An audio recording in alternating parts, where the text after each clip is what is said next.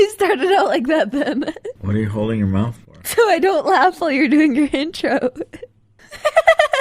Dun, da, da, da. Is that how you want the podcast to start? Yes. Oh, okay. Welcome, internets. Welcome. They share their lives on YouTube, and now even more. It's Marconi and Ciara, the MePlusCake podcast.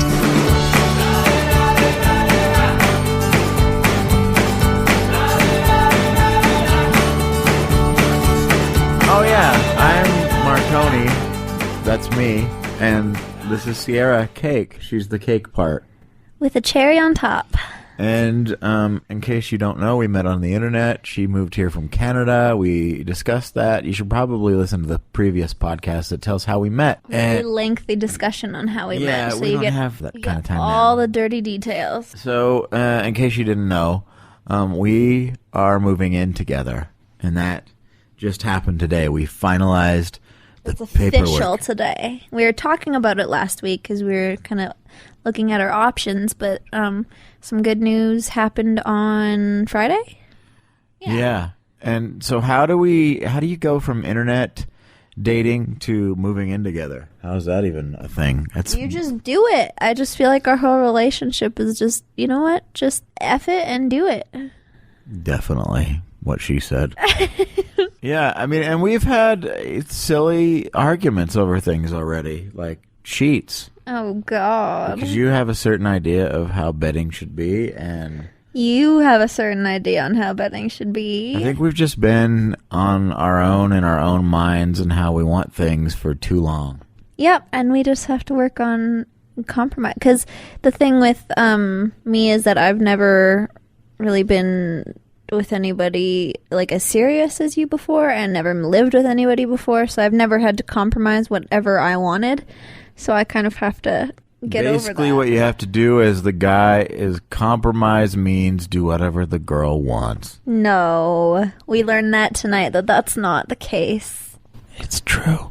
No, it's not, because pushover guys are not anything that's good for a relationship. Right. So you decide, gentlemen, what way you're going to go. I don't want to be one of those girls. You're not, baby. So, I wouldn't be doing a podcast with you if you were. Oh, good. Yeah, so we're moving in together, and it's literally in the same complex, whatever. We're like, I don't really want to move all this heavy stuff. My bed nearly killed my father. Oh. What just happened? The robot bed is roboting. Wait, yes, I forgot to say we're in the robot bed. We are in the robot bed. That should always be the beginning of the podcast, right? And it's moving on its own. Uh-oh. What? Okay, there we go. Whew. See, because the robot bed, and by robot we mean it's like, one of those adjustable beds, and I have a remote that can move the head of the bed up or down, the feet up or down. Yep. And when we do the podcast, we're basically sitting up in bed, and somehow the remote got caught underneath us. The thing with the robot bed is it's eventually going to take over the world. It's got a mind of its own already. But the robot bed can't choose sheets for us. Nope. So I found a flyer, actually, that advertised somebody would move you for cheap, and these guys like Rebkov Jubilkov said he would do it. He's, I think, part of the Russian mafia, maybe? He is. And they say they'll do it for like $210. That sounds like a good deal to me. That's a really... Because most people that I talk to or that we've heard talk about it say that they've paid up to like $2,000 for movers. Oh, I've paid. Yeah, definitely. That's ridiculous. And one time I paid for a move, and it was in Portland, and I was a radio guy in the public ear or whatever, and the guy had just gotten out of prison, and he was a fan of my show. Oh, God. And he saw my bar. I had a liquor stash in the bar. Oh, God. And he was like, oh, you got quite a bit of liquor. And he literally called me a month later and asked me why I hadn't invited him over to have drinks. And he wasn't joking around. That's a little bit scary. Yeah. So as you can see, now I've thrown all that caution to the wind and just hired somebody with a flyer to move my furniture. The Russian mafia. Right. So, I really don't learn anything from moving. Nope. That's basically it. So, yeah, we're moving in together in about a month, and there it is. That was our first, we signed something together that said legally we had to be in this place for a year. Yes. How does it make you feel? Scared? No, I think it'll be okay. But you know what I just was thinking about? From my parents' house to my first apartment, and then from this apartment to our apartment, I really haven't moved very far. Because my parents' house and my first apartment were literally across the road from each other, which is actually kind of sad. But then I moved to another country all the way to here. And then you're moving in with me. Across the road. Yeah. So that's kind of funny. Oh, it's hilarious. So funny. But yeah, so we're excited because see, the robot bed is impossible. My dad refuses to help me move it, and my dad will do anything. So that tells you right there how heavy the robot and awkward the robot bed is to move. From 3 stories up is not a fun. Oh my task. God! It's basically like moving a piano. So I'm excited to not have to do any lifting. Yeah. Thank you, Russian Mafia. We appreciate it. It's weird. You have to stand around, though, and watch dudes run up and down stairs we get paid to do it, so. Yeah, and then we probably have to tip them. What's the typical I don't even know. Sometimes I usually just over-tip because I'm not really sure what the appropriate tip is. I think with things like moving, delivery and stuff like that, it's supposed to be 20%. 20%. Yeah, and then in restaurants, the minimum, if you don't want to be a douchebag, is 15%. Yeah. I always tip 25. You tip a lot, actually. Yeah, it's probably not good. Well, I feel if you eat out a lot and you over tip, then you're going to have no money. That's basically it. Yeah, but if you have really good service, then I think over tipping is really good. Sure. I am not discouraging anyone. I would never over tip somebody who wasn't, who was mediocre or rude or, Well, maybe the mediocre just need encouragement. 15% is still good. Step up your game. Yeah. That's all we're saying. So, I just hope I don't get somebody, the guy that tells us the story, has got a 16-year-old daughter at Athens, Georgia, and he just got out of prison for smoking meth. I mean, they put a flyer on my door, so they must be reputable. Yes, definitely. Are we going to end up dead? The moves are genuinely during the day, so. Yeah. If rabbits will keep a if close eye. eye. If I die in this process, will you please do a Yelp review? I will. That's all I ask. And it won't be very good. Right. You'll give them only 1 star because you have to give a star. Oh God. It's so awful that you have to give a star to review. Oh my God. He killed my boyfriend. 1 star. The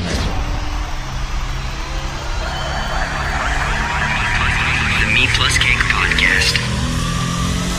Everyone is talking about Miley Cyrus and her, I don't know, I think maybe she has a vitamin deficiency. Maybe that's her problem. Yeah, vitamin D. I really just set you up for that, didn't I? Yeah, you did. Oh my God. It was perfect. You know you want it. You know you need it. I don't know, there's parts of me that just don't really care and don't see why people are so outraged, and then there's another part when I watch it, it's pretty obnoxious. First of all, I was more upset that she didn't do her hair. There's this funny kind of meme thing going around right now, and it's 20 things that Miley Cyrus looked like during the VMAs. So, I mean, I've talked about Miley Cyrus before, and so everybody kind of knows my distaste for her. But I could handle her for, I understand she wants to be mature and everything, but just after that, I'm like, that's just, ugh. And you and I have talked about it. And so your opinion is at this point, that's just, ugh. Can we quote you on that? Yes. All right. And you and I have talked about how Britney Spears and Madonna and Christina Aguilera have all kind of gone through their naughty phase, and it's worked for them, but I never really liked that then either. I don't know. And I don't know. It makes me sound like I'm an 80-year-old woman, but I don't like it when these girls put on their panties and fling their thing in my face. And it's one of the biggest things going around right now that people are saying is that she is a bad role model for people. And could people stop thinking that celebrities are role models? Exactly. And in Miley's defense, I don't think that it's her responsibility to be anybody's role model. And I'm so thankful for my family because they raised me to not see that and think that that's a role model, you know? I think what's crazy, and you're right because you have a good family, what's so weird is we're still in 2013, and when we don't like something, we revert to saying that someone is a bad role model. Because there are people that look up to them. The problem is that people look up to them. Like, why aren't they looking up to their parents? Yeah. Why is Miley Cyrus someone that anybody cares about what she does? Or like when I was young, Britney Spears was the thing, and I went to one of her concerts, and I kind of followed her through her... Wasn't she the first concert you went to? I think so, actually. And, you know, I didn't look up to her and think, oh, wow, yeah, I'm going to dance around in a two-piece on stage with a big boa constrictor around my neck. Like, that's cool. Like, because you had a dad. Exactly. And people who put the responsibility of celebrities on for their children that's ridiculous. Absentee parents. And I'm saying this as a person who only has 2 cats as kids. Exactly. Oh, I'm sorry. 3 cats and 1 dog now. Well, I have a 13-year-old sister. Oh, whoops. No, she's 14 now. She just turned 14 in March. So, and she has always been a little bit more mature for her age. You know, she liked the little dresses and stuff like that when she was younger. And she always liked dressing up and things like that. And she's got quite a sassy attitude. But my sister has a good enough shoulder on her head where she looks at Miley and she goes, ew, like that's trashy, you know? She knows what's right and what's wrong, and that's what I think is important. So she does have a good enough shoulder on her head. Did I say that? You did. But you know... Head on her shoulders. Oh my God. It's okay. In your defense, you're drunk, so it's all right. Her shoulder on her head is fine. Did I really say that? Oh my God. Don't worry about it. It's okay. Oh my God. We'll edit it all out. Thank the Lord for editing. The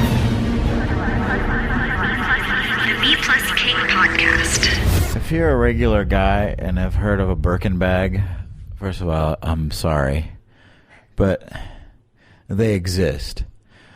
A Birkin bag is a bag that can cost up to like $35,000 for a bag. And luckily, I have a girlfriend who doesn't want that. No. As a woman who is a huge fan of fashion and shopping and things like that, I think Birkin bags are the most ridiculous thing ever created, because I was on Hot Look, which I frequently am, and they had some used bags, and these ones they range between 19 and 35,000, and that's for a used Birkin bag. Think of all those dirty Birkin bag used hands that have been plunging in and out of that bag's holes. Plunging in and out of it. Oh. Just riddling it full of their germy scenarios. We don't know what their hands have been doing. But these purses can actually go up to like $90,000, like more than a luxury vehicle. And I just think, even if I won the lottery tomorrow and I ended up being a billionaire somehow, I would never own one of these purses because A, they're really basic looking and ugly, and B, it's just ridiculous. If you're a person who has spent $90,000 on a bag, it just proves that we're never going to get past a certain level of intelligence, because that is dumb. And I was telling Sierra, like, well, I could get you a Birkin bag, baby, even a used one, and maybe in 3 years. I could save up for 3 years, and every ounce of extra money that I make, I would put into a savings account, and then you could, at the end of it, have a bag. And what did you say? Hell nah. You'd rather have what?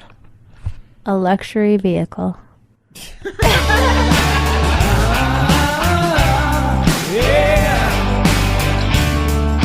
Breaking Bad is so good this season. Should I tell what I predicted will happen? Yes. Okay. This is a prediction. This isn't a spoiler. No, it's not a spoiler. Although, if it's right, then I guess technically it's a spoiler, but that doesn't mean anything because I don't have any knowledge.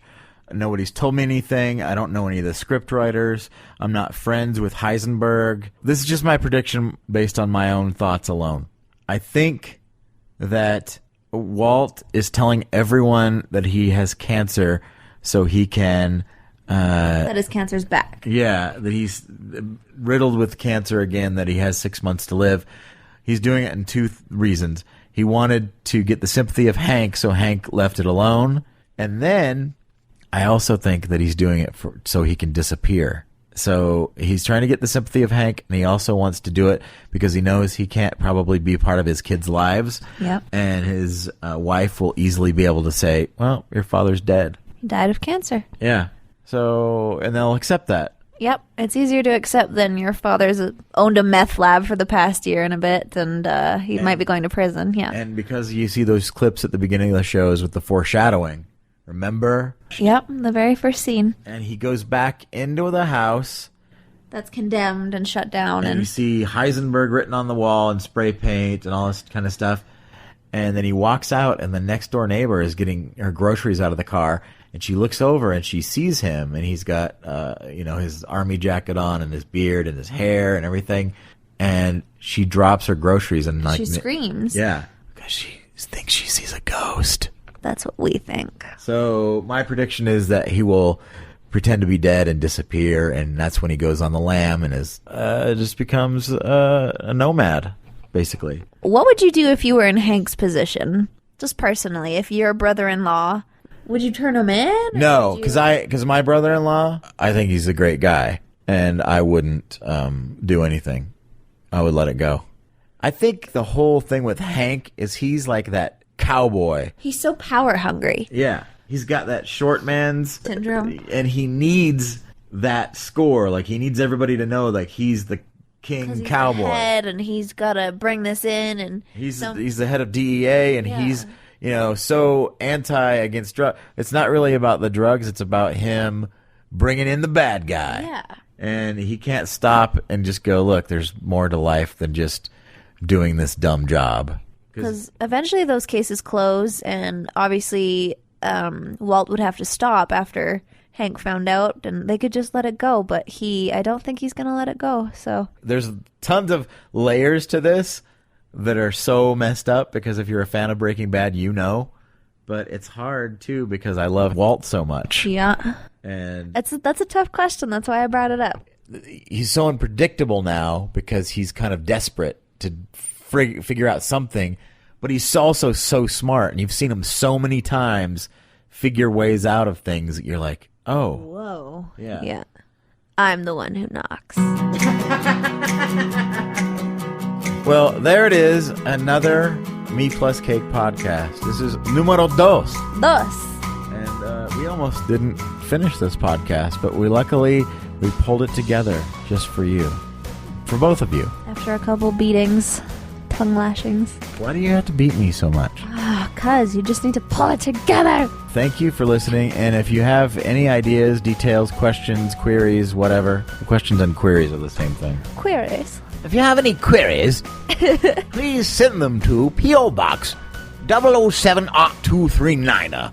No. What? What? Los Angeles, California. Okay. Anyway, just tweet us at MePlusCake. But thank you both for listening, and we'll be back next week with another glorious edition of the MePlusCake podcast. Stay tuned. Eat cake. No. I'm the worst at ending these things.